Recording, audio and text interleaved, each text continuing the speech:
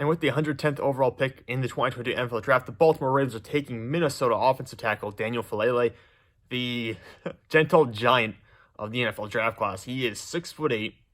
He is 384 pounds, at least he was at the combine. He's got an 85 and 1/8 inch wingspan and 35 and 1/8 inch arms with 11-inch hands. Those are all 89th percentile or higher.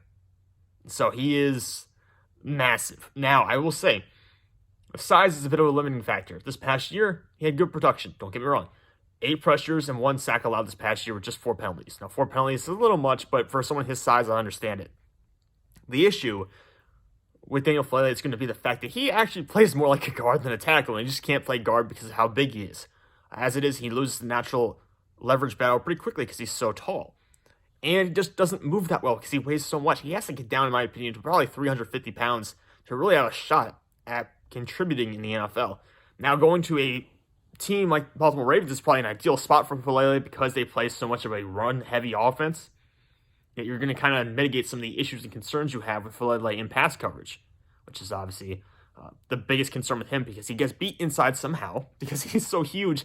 He oversets for some reason, trying to protect the outside shoulder, lets guys get inside of him, and that is obviously a big no-no.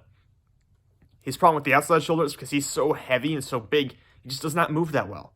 So it's easy for speed rushers, even sometimes power guys, to get around his outside shoulder and get to the quarterback, and that's why he oversets too often and gives up his inside shoulder.